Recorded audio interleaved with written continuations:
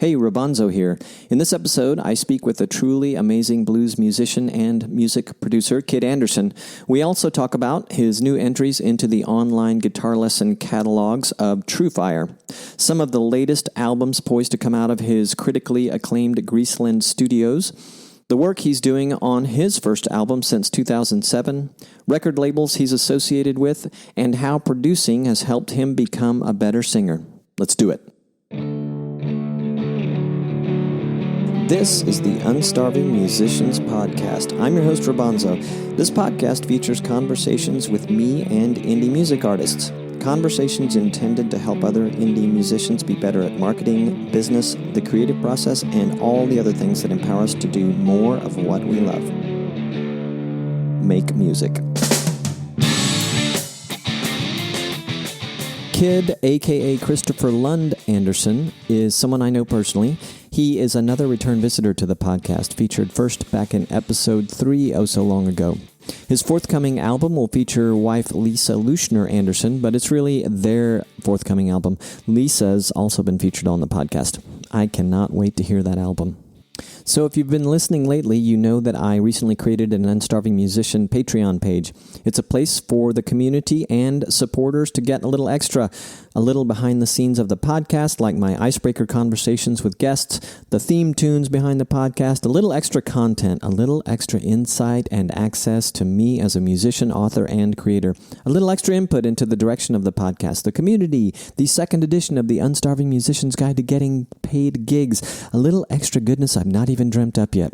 Things you can have a voice in creating. Do I sound excited? I am. For a mere $3 a month, you can become a patron. Just go to unstarvingmusician.com or the show notes for this episode and click the little button that says Become a Patron. You can also join the Unstarving Musician community at unstarvingmusician.com right there on the homepage. You can sign up. In this case, you'll get tips and insights from me and my amazing musician friends who've been on this podcast and some who will be on this podcast. It'll all come via an occasional email from moi. Signing up for that is totally free. Neither involves a long-term commitment, just a whole lot of unstarving musician love. So Kid and I talk about a number of interesting things in our conversation, but one that really stood out for me is exactly how he as a producer helps other singers be better at singing and how it's helped him become a better singer. He's a sweetheart of a guy and hands down one of the best musicians I know. All right, here's me and Kid Andersen. Tell me about these guitar lesson videos. Well, there's a company called TrueFire. They're out of St. Petersburg, Florida, and they got everybody is on their roster now. Robin Ford, who else? They got Larry Carlton. It's just everybody, any musician you can think of. Like, you know, they got some pretty heavy hitters on their roster, and they're you know. I got somebody turned them on to me, and they wanted me to make a series of videos, a masterclass. So I suppose they were partly inspired by my Stuff People Play Wrong series on YouTube, in which I haven't made one of those in quite a while. I mean, not because people started playing shit right, but I just, you know, I had no motivation to do it. So yeah, I was they sent me this video to look through. So I talk a lot. I've been looking at this video and just listening to myself talk and watching myself play for hours and hours last night. And at first, I really, you know, I was thinking, man, you know what? This he's on to something. I agree with almost everything he said. But towards the end there, I got a little bit sick of myself. Wow. So how many in total did you do? Well, I mean, it's one, it's you know, they do an online thing. It's like an online course that people, I don't know if you sign up for it or buy the videos or whatever. So I did one like, it's got to be at least 2 hours long masterclass. And then I'm scheduled to go down and make a couple more videos for them in October. So That's cool. That was a cool thing. I used a guitar a friend of mine made on the video, and they did a little live, thing to hype it up. A little live from TrueFire headquarters, featuring me, and they interviewed me, and I played some and whatnot. And 5 minutes after it aired, my buddy sold one of his guitars to somebody who's been watching it for $2,800. So I was like, all right, it's working. So it seems like it could be a very good thing. Yeah, dang. I hope. So tell me they're paying you something for doing this too. Well, yes, they are. They pay. They flew me down there, got me a hotel, and paid me something for making the video. And then once it comes out and they're selling it, and they got a hell of a marketing team and everything, then we split all the revenue from the sales. So it's and they have a couple 100,000 subscribers. So it's like it'll be like it's what you call mailbox money, Yeah, it'll keep coming in. That's cool. So I'm looking at some of the artists here: Steve Vai, Robin Ford, Larry Carlton, David Grissom. Oh, you're looking it up. Dweezil Zappa, Stu Ham, Andy Timmons, Tommy Emmanuel, and now Kid Andersen. Now me. That's amazing. I love it. I hadn't heard of this, and I didn't anticipate talking about it straight away. We're recording, by the way. I didn't anticipate. Oh, cool. I didn't anticipate talking about it straight away. All right? It sounds wonderful, man.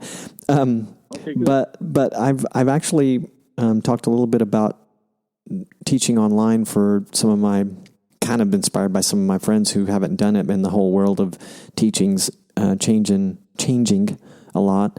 And so when you told me about this, I thought it was really neat, and what an honor to get invited, and what an honor for them to have you on the roster.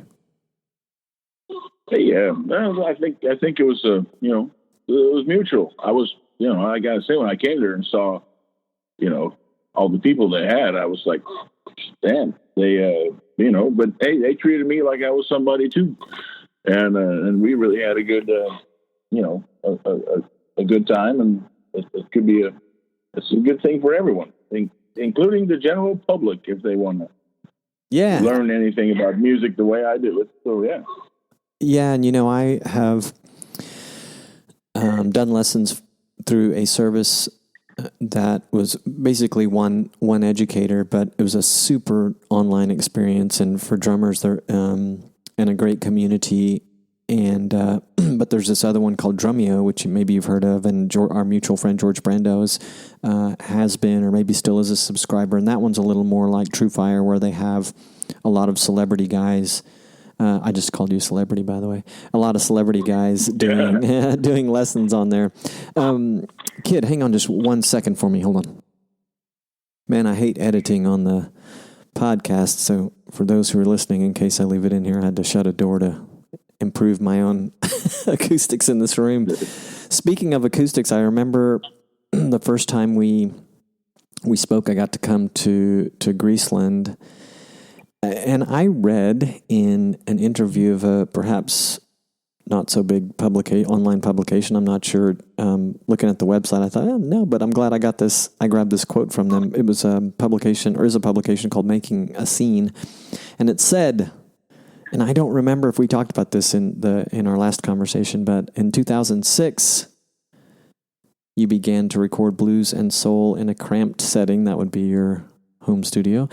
Today, it's a tangled mess of equipment, wires, and instruments, but one thing is abundantly clear. The music that emanates from this room has soul. That's pretty well written, but I was mostly caught by the 2006 bit. Is that about when Greaseland spun up into reality? Let's see. I think I started recording here probably about 2007, something like that. 2006, 2007, thereabouts.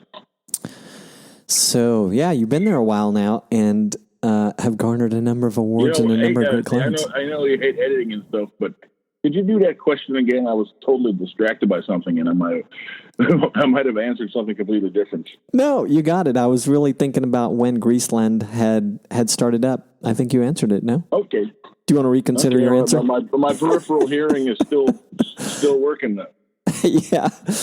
I was also going to say, speaking of acoustics, the first time we spoke, so you were in episode 3 of my podcast, and to date, you're only one of 2 I've ever done in person. I had a new piece of gear, a handheld recorder, and my conversation with you was, my recording anyway, was successful and came out okay by the standards of the other ones. Like this one's going to sound, barring any unexpected difficulties, is going to sound better, but our recording from episode 3 came out pretty darn good. The one I did later, not so much, but I had the luxury of being at you're in your office, and you were also there kind of helping me out. I'm like, I don't even know where to place this thing to get the best sound. So anyway, only to say that I'm an episode. You are going to be in episode number. Let's see here. You are going to be in episode number 109. Can you believe it? I can I can believe anything. So how many records have you produced to date approximately at Greaseland? Oh, God, I don't know. Guesstimating. It's over 100.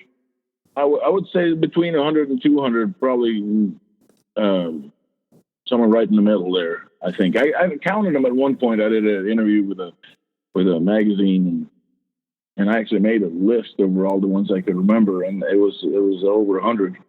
And then that was a while ago, so I would say probably about 150.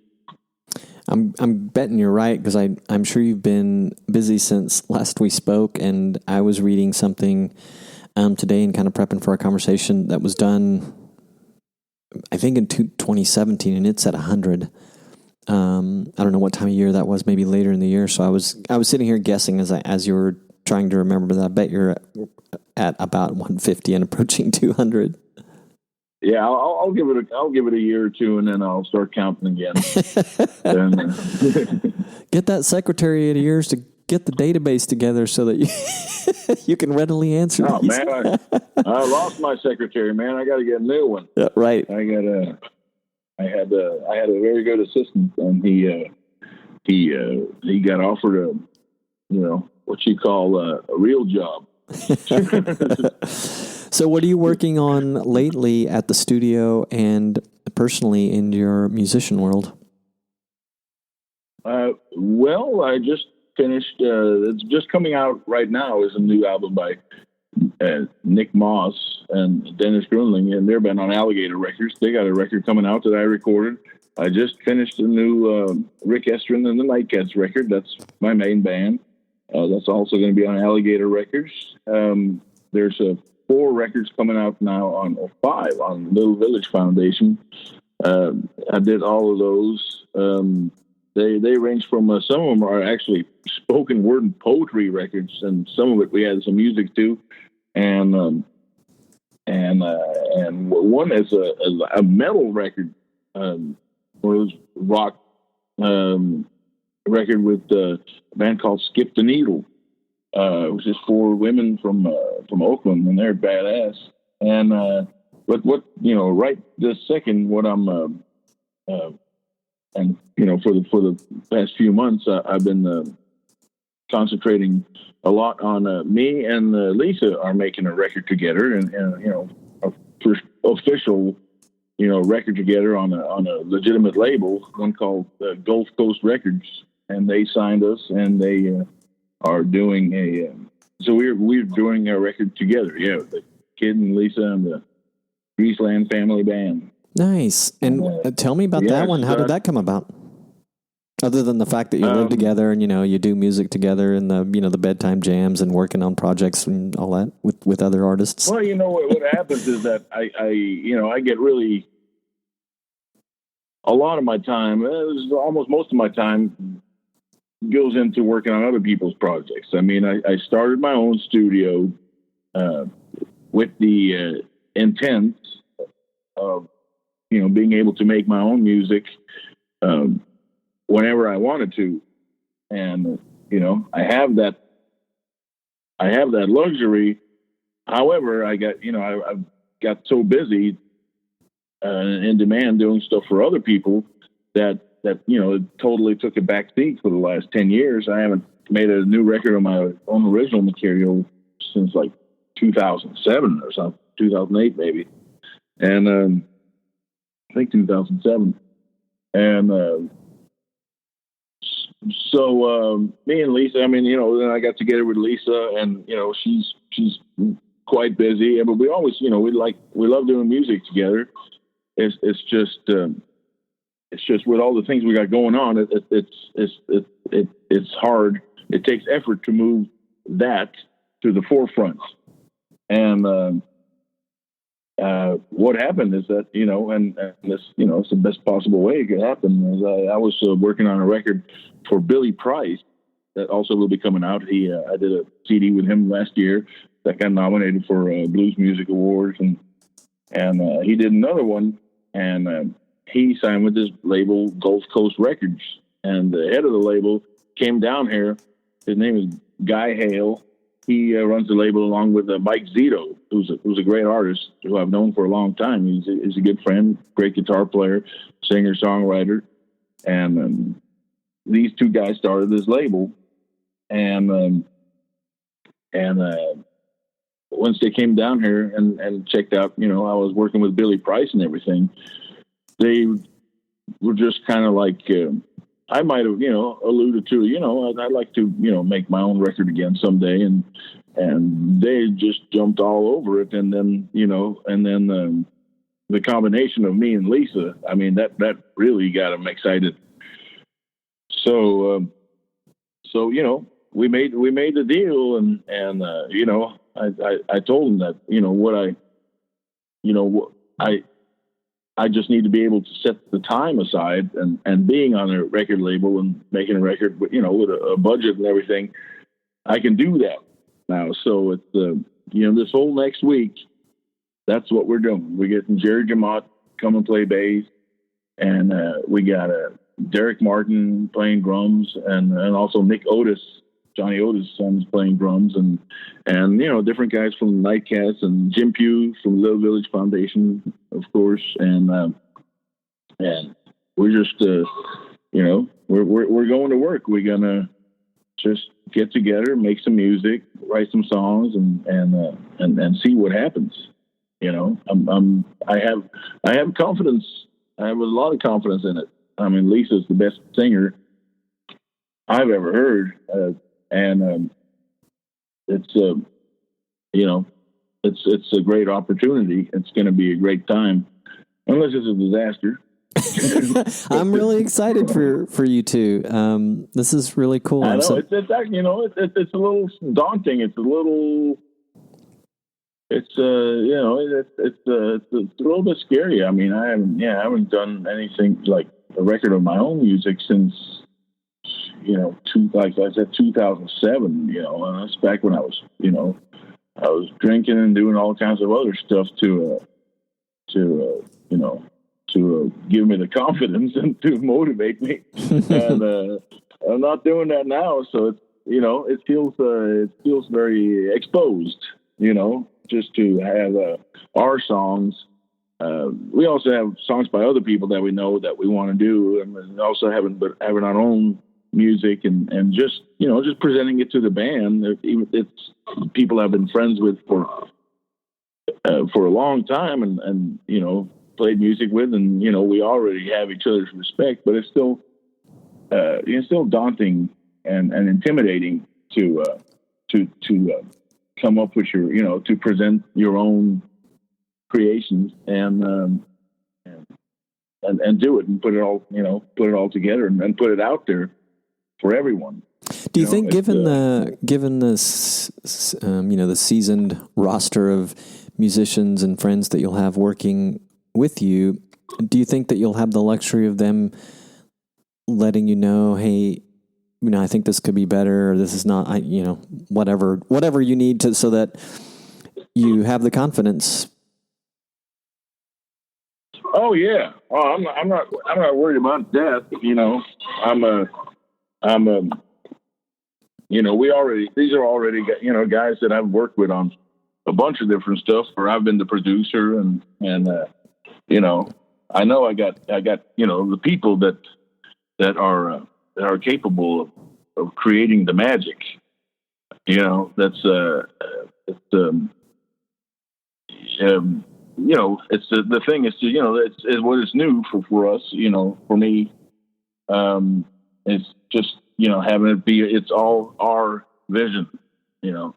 It's not like we're not helping somebody else make their record.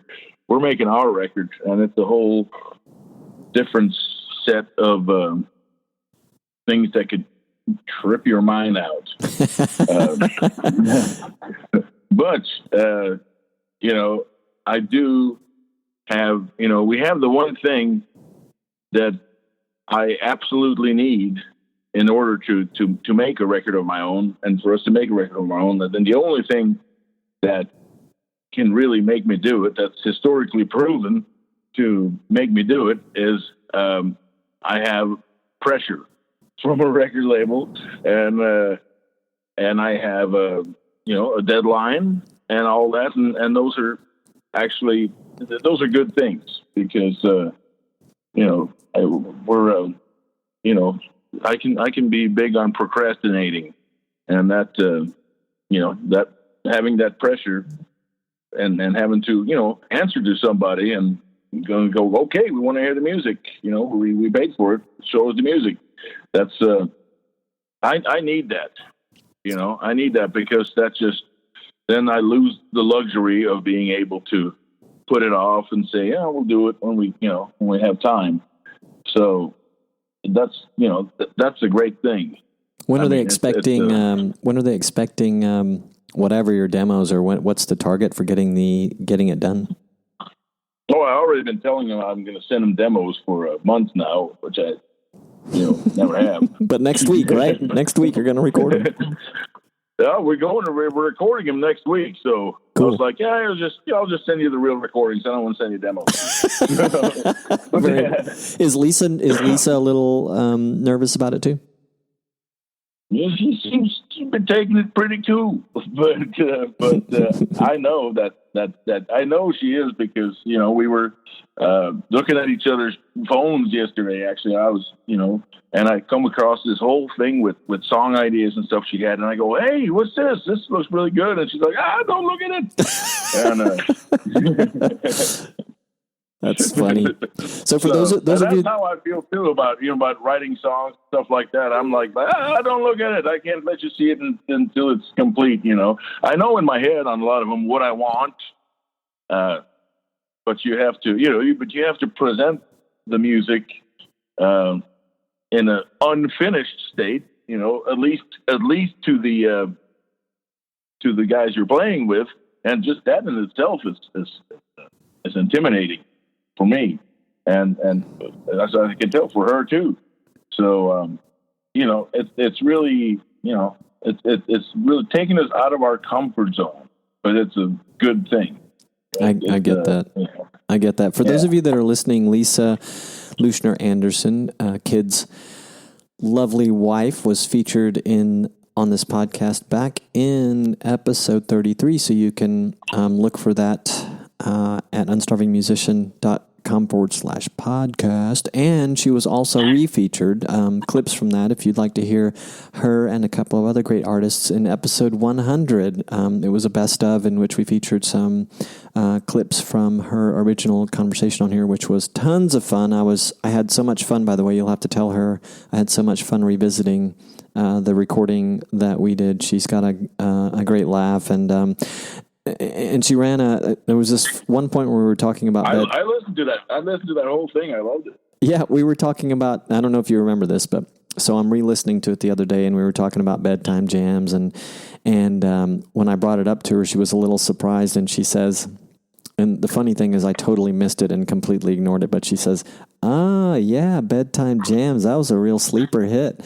and she laughs and was waiting for me to laugh, and I just paid no attention. But afterwards, when I re-listened, I was cracking up at the whole thing, that it was kind of cute, and then I was not even laughing, and she was probably like, "Wow, man, that one kind of bummed."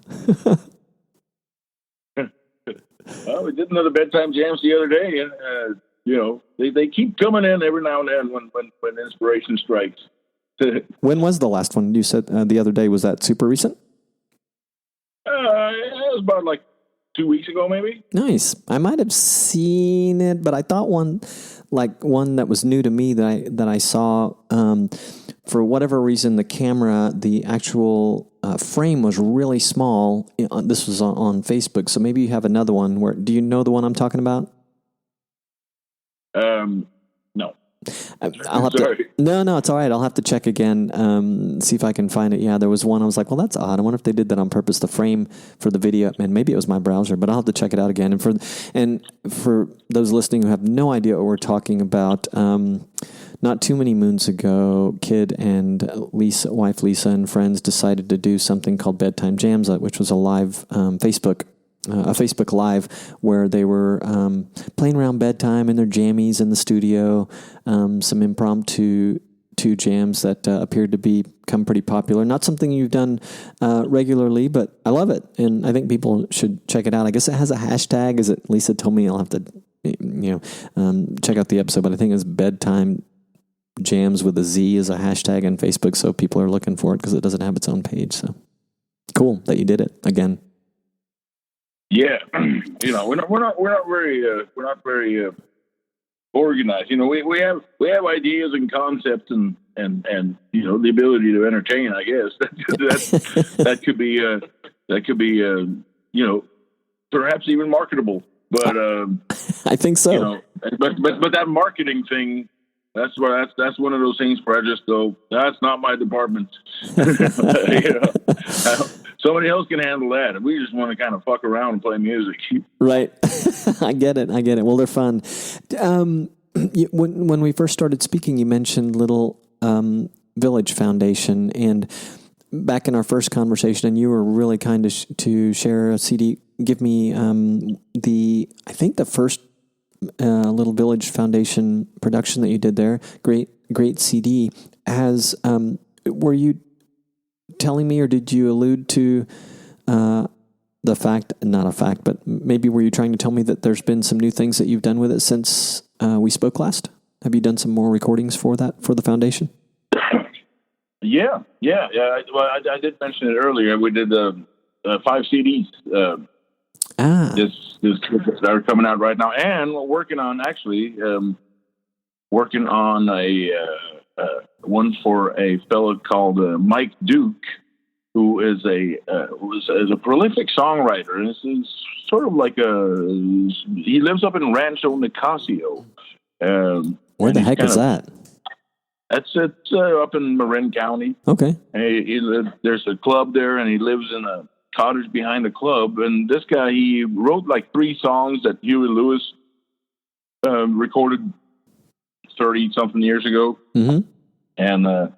And he's an incredible songwriter. He's from the South, and he's a great singer. And he's never made a record. And wow. Somebody finally decided that this guy needs to make a record. And I went up there and met him, and someone recorded it up there on location where he lives.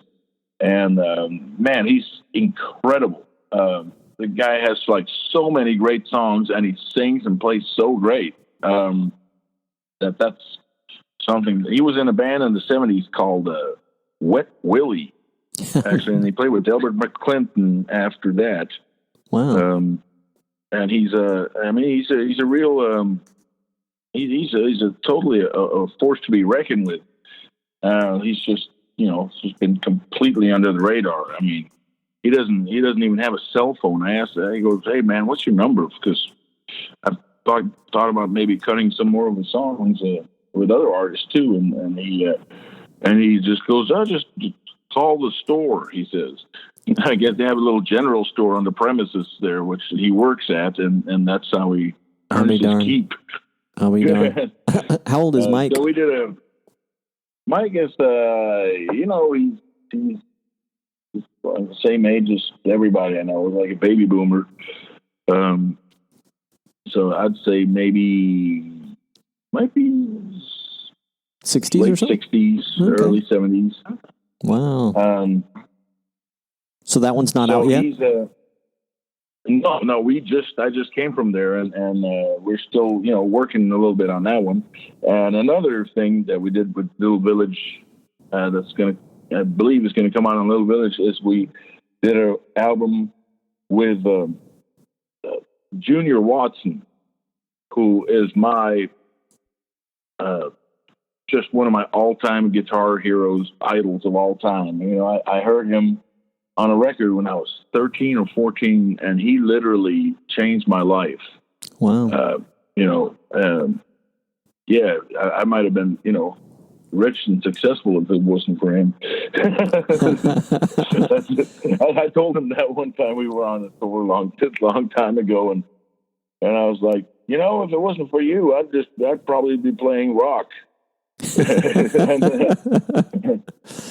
I might have slapped him. I was quite drunk. It was a long time ago. Oh no! So it was all in good humor. Yeah. It was all in good humor. So this is I think this is another new one that's coming out.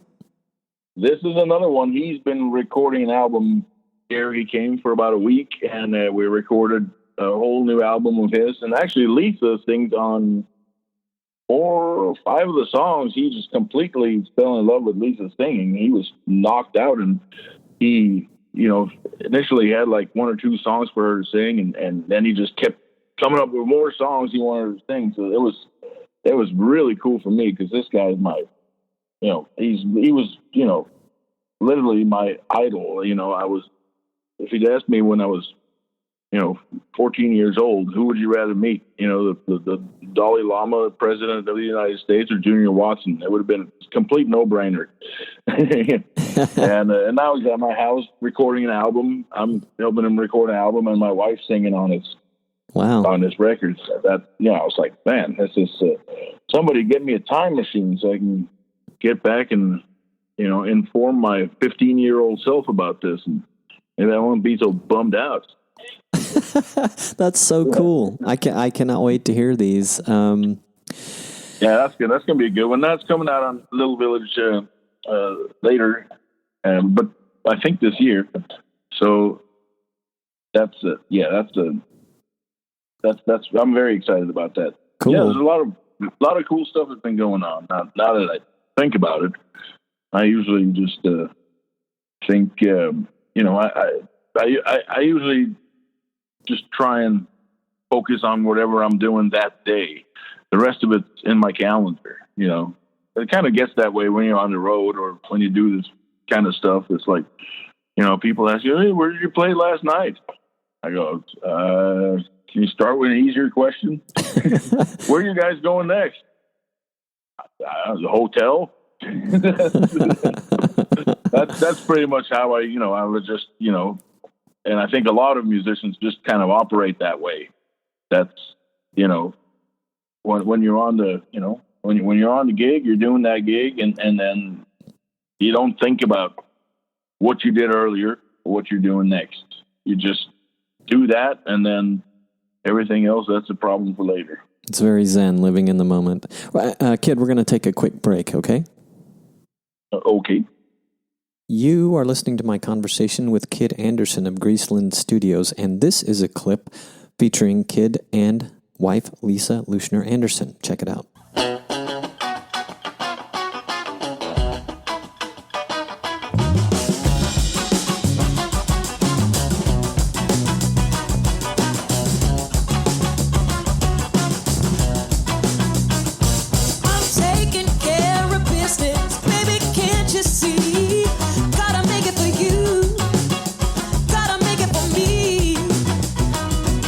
Sometimes it seems I'm neglecting you.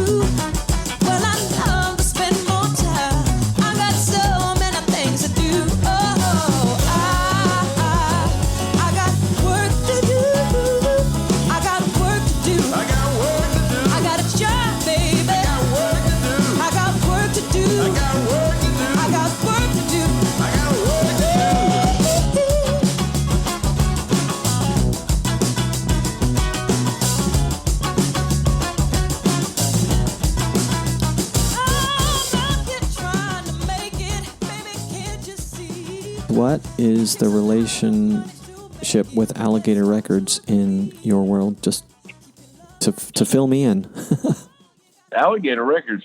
Well, I play with Rick Estrin and the Nightcats, and he's on Alligator Records, and they are, they're the biggest and arguably the best blues, all blues record label that hasn't gone under, and so that's it's a huge privilege and honor to be on that label.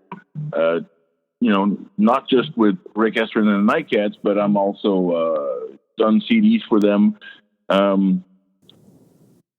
with Tommy Castro and with Nick Moss and possibly somebody else too. But that's Bruce Iglauer, who's the head of the label. He's a very particular guy, and he's quite good at driving me up a wall. Crazy. But I love the guy, and I respect him, and I feel very honored to even be, talking to him and working with him. And it's a great thing. And I'm very happy that, they're still, they've managed to, they're still alive after the recording industry crisis that's been going on since the days of Napster. They're still kicking it. They're still, it means a lot for us with Rick Estrin and the Nightcats to be on Alligator. They got a great, promotional team. And, if you get your record on Alligator, it's going to get out there. It's going to get heard. And, that's the best you're going to do in the blues business. Has been, but I'm also very excited and hopeful for the new label, Gulf Coast Records, which is Mike Zito's label, and that's the one me and Lisa's new CD is coming out on, as well as the Billy Price CD I did. So, thank God there's still some record labels around there. Because, a lot of people think sometimes that Greaseland is a record label, but I am not a record label. That is not my department. I'm all I want to do is the creative part. Create the music, play the music, record it, mix it, anything that results in what you hear and experience as a listener. That's what I'm involved in. That's what I want to be involved in. And anything beyond that, like what to do with it, how to make money, how to be successful, that's it's not my department. If I started thinking about that, no. To me, when I listen back to something we did, and it makes me excited, it transports me when I listen to it. It takes me to a better place. Then that's success to me, and that's the kind of success that you share it with the artist when you're working with somebody else, and seeing them excited about the music and them feeling happy. I'm about making the artist feel happy and feel good about the music we did, and somebody else can handle the part of making them rich and successful from it, or getting it out to the people and stuff like that. Anything that even remotely involves going to the post office, I don't want no part of. I get it. Well, hey, that's why you're so creative and at the talent level that you are. You're very focused on just that part, man. I love it. Yeah, there's a lot of parts to that. I know, especially because you're recording. I'm already doing the job of like 4 people, so yeah, right. I don't need to do the job of the publicity department as well. That's not for me, man. Somebody else can handle that. I get it. And how did it come about that you did the metal record with Skip the Needle? Well, actually, all four women sing, but Vicki Randall, uh, she is she plays bass and sings and skip the needle, but she's also known for she's a world class percussionist, and she played on the Tonight Show for 20 years or something. I would see her every night when I watched Jay Leno, she'd be always. They'd come back from the commercial break, and Vicki be singing the song, and then they cut it off and went back to, talking about stuff or whatever. It was a talk show. So I knew her I knew of her from seeing her on TV, and also she played percussion and sang with Mavis Staples and George Benson, and she's one of these chicks. She's a total veteran of the Bay Area music scene. She's like anybody who's anybody have know Vicki or have worked with her at some point, and Jim Pugh knew her from playing together, and she approached him with this kind of off the wall. I don't want to call it a side project, but she doesn't, her main instrument is percussion, and she plays bass in this band. So it's like it's these four chicks who are all actually really good artists in their own right. Just have this project together, and man, then they really kick ass, man. We got the drummer is her name is Coffee Brown, and Lisa flipped out because she had a friend in that she's been a girl she's been friends with for a long time that was completely obsessed with Coffee Brown as an artist. And I didn't know who she was. It was actually like after the whole session was over, Lisa saw something on Facebook and she's like, what Coffee Brown was here? And I go, oh, you know her? She goes, yeah, she's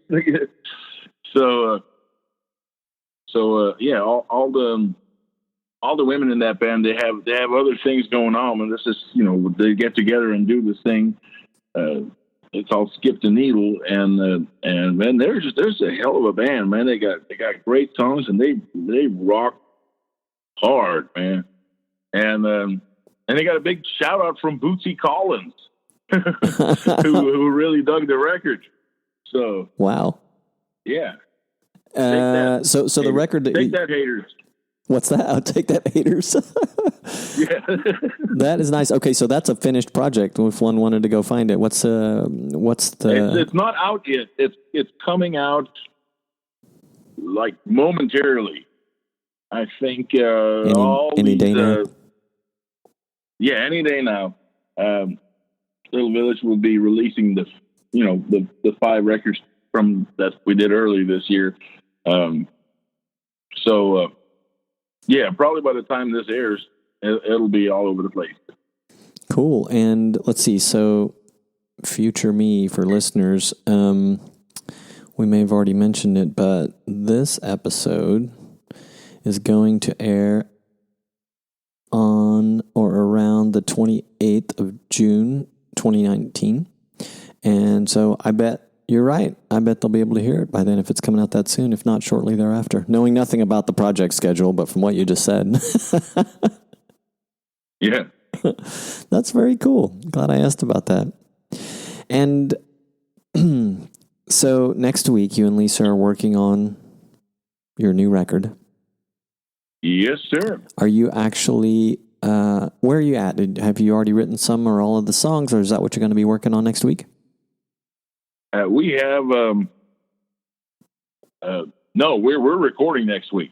So we have probably we probably have enough material for an album already, but we're gonna just kind of like, get the band together and try out these different songs and see what direction everything takes. I have, I have the capability to do a production all by myself. We've done stuff where I've played everything and I always have an idea what I think every part on every instrument should be and how everything should go. However, I've hired guys who have a mind of their own on that stuff, but, especially like Jim Pugh and Jerry DeMott, and you present something to them, a song or whatever, and they'll come up with something that's totally different than what I had in mind. And a lot of times, especially with Jerry, because I play bass too, but I'll make him a demo and I'll take the bass off because I want him to come up with the stuff that he's famous for. I don't need anybody really to play stuff that I already can think of and stuff that I already can play. So it's this thing is loose. You're gonna have to. We're just gonna let the music create itself. With the ingredients that we're putting into it, and if everything else fails, then hell, I guess we'll just we'll just do the album ourselves after everybody goes home. That's not going to happen. And what about the lead? What about the lead vocals? Will Lisa be doing most or all? Or are you guys going to split them? You're a great singer as well. Oh, I don't know if I would call myself a great singer next to the little baby. But I've gotten to be a better singer, in recent years from producing other singers. I've learned a lot about singing by helping people sing. Because, I'm in there recording, I'm listening back to the stuff, and I know when something's not right, and so a lot of times I will demonstrate for the singers. I said, no, you should sing this part, and just by doing that, I'm becoming a better singer. I'm becoming conscious of all these things. So, I almost enjoy singing at this point. So I'm going to sing some of the songs, and Lisa will be doing parts on those songs, and of course a lot of them Lisa will sing. So it's going to probably be 50-50, maybe leaning on the side of more vocals by Lisa, because that's what I want to hear, and that's what anybody want to hear, unless you have some kind of malfunctioning hearing aid or something. That's really interesting what you said about learning through helping others. Can you share a little bit of the specifics, like the type of things that you have, I'll just use the word coached them on or helped them with, that, just specifics. Because I think of two things, and maybe one of them is somewhat accurate and the other one's nope, not at all. But maybe sometimes it's really about where they are relative to where they need to be as far as pitch goes, but other things would be more melodic in relation to the music, I guess. But can you elaborate? Pitch is one thing. There's, I shouldn't admit this, but you can always fix pitch in 2019. Right. Yeah. But it's I've gotten to I see the voice as in the same way you play musical instruments. The thing I noticed with a lot of singers who are, let's say, obviously, well, maybe not obviously, but what happens is, especially in blues, blues is very instrumentalist driven music now. It's a very instrumentalist driven crowd. It's usually, people want to be guitar players or harmonica players, and a lot of singers in blues, they're just a singer because, well, they figured somebody had to sing. And that's how they end up being the singer, right? So a lot of them don't haven't learned yet you got to kind of take the same approach to singing as you do to playing an instrument. It seems like, a lot of singers like that, their approach is basically, okay, memorize the words and just open your mouth and hope for the best when the notes and timing come out. What do you mean by treating it the same way as you do an instrument? Well, for instance, I had a young man here some years ago, and I'm happy to say he's a really, really great singer now. But he just started singing, and he would play the harmonica, and he was very skilled because that's where his focus was. He was a very skilled harmonica player. He had great timing, great note selection, everything that, the building blocks of music, they were all very present, and you could tell he was conscious about all that stuff when he played the harmonica. Then he would sing, and the rhythm seemed sort of random, like he was just trying to get it over with. And the same with the pitches. They're just trying to hit something that would more or less fit and wouldn't be out of his range. And I realized, but he's not everything he knows about music, he's applying to the harmonica, but he's not applying it to his vocals. And that's right. You just have to when you play an instrument, everything you know about playing an instrument applies to doing your vocals as well. Matter of fact, one thing that helps me be more conscious of pitches is I sort of visualize the notes that I'm singing on the guitar, and it helps me not just stay in tune, but you got to know what you do before you do it. And that's a big thing, and it sounds really obvious, but it is not to a lot of singers. They just kind of halfway know what's going to work or not, but you got to have some deliberate effort. You got to have some intent. You got to know what you want to do, and then you do it.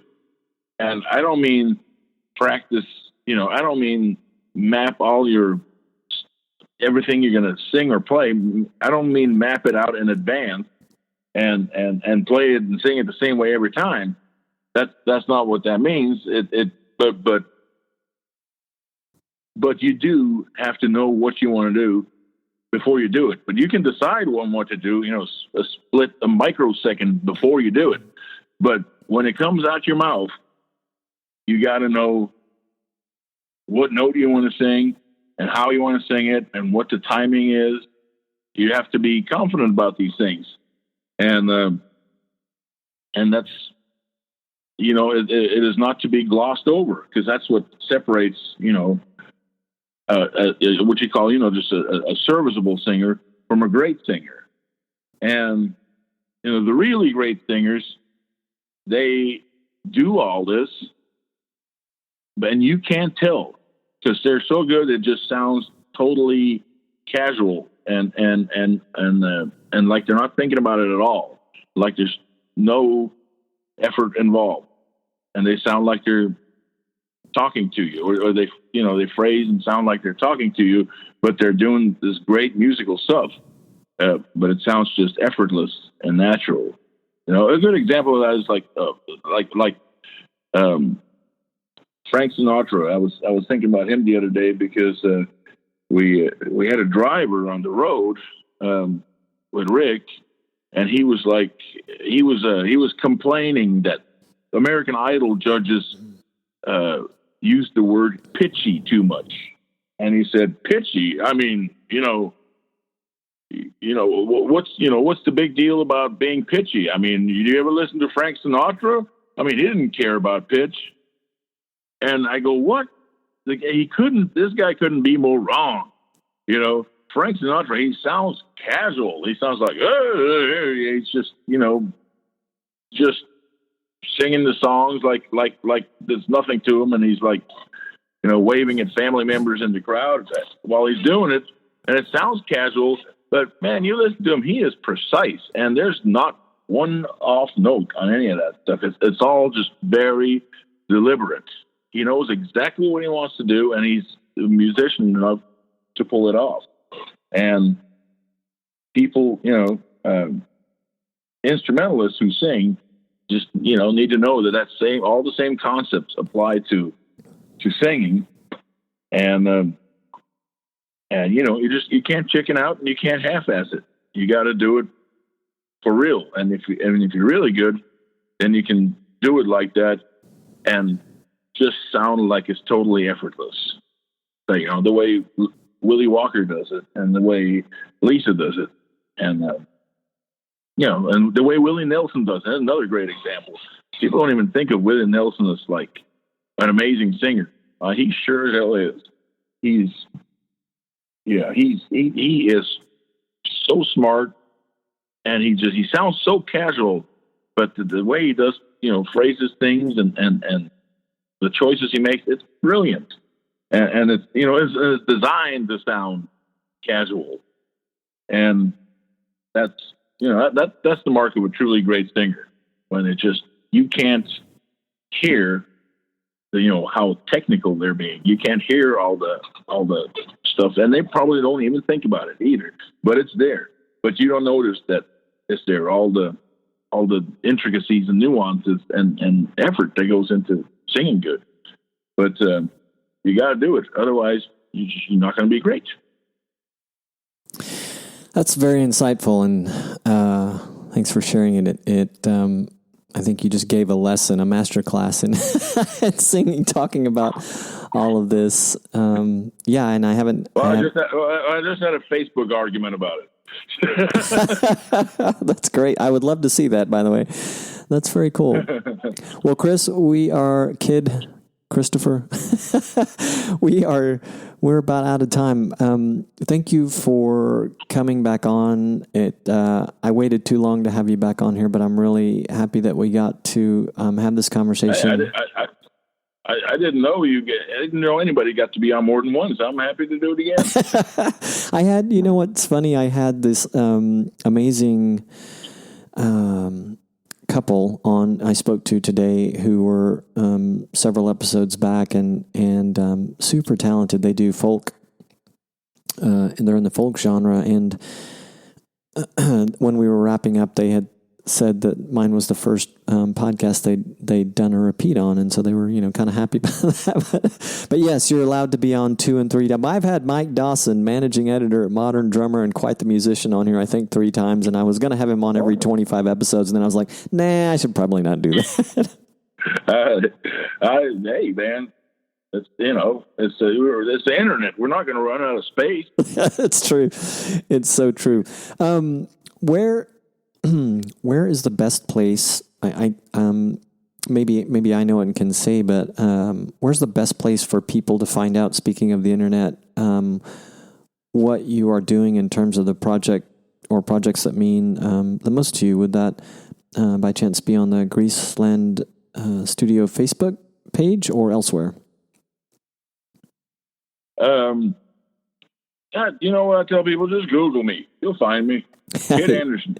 Andersen, and it's spelt a little different. Maybe it's a little Norwegian, but yes, Andersen. Did I say that right? That is correct, with SEN on the end. SEN on the end. And yeah, Greaseland Studios, if you've not heard of it, is becoming more and more noticed with the passing months and years for the fantastic work you're doing there. Please tell your lovely wife I said hello. I cannot wait to hear your new music and all these productions that you talked about that are about to come out too. I cannot wait to hear them and share them with my audience. So thank you again for spending time with me. Hey, my pleasure. Anytime, man. I'll talk to you soon. I'll talk to you soon. Right. Thanks, Roberto. Yep. Bye-bye. Yeah. That's it. Another episode in the books. Man, recording that conversation makes me want to visit Greaseland, hang out with Kid and Lisa, audition for an episode of Bedtime Jams. Wonder if they let me do that. Hey, if you're a regular listener of the podcast, you know that I'm a fan of Bandzoogle. Let me tell you why. Bandzoogle powers websites for thousands of musicians around the world. from garage bands to Grammy winners. They have an easy-to-use system to help you get your site up fast. Lots of mobile-friendly templates to help you customize and design your site. It's built for musicians by musicians. Here are some of the features that Bandzoogle has. They have a merch and download store to sell music and merch commission-free right on your website. A tour calendar to promote your shows and sell tickets commission-free. Mailing list tools to grow your fan list and send professional-looking emails and newsletters. Integrations to pull in content from all your socials, and live support from a musician-friendly team 7 days a week. Plans start at just $8.29 a month, but you can go to bandzoogle.com to start a 30-day free trial. You can use the promo code ROBONZO, ROBONZO, to get 15% off the first year of any subscription. That's bandzoogle.com, promo code ROBONZO, ROBONZO, to build your artist website today. Look for links to just about everything talked about in this episode in the episode show notes at unstarvingmusician.com/podcast. Thanks again so much for listening. With much gratitude, peace, love, and more cowbell.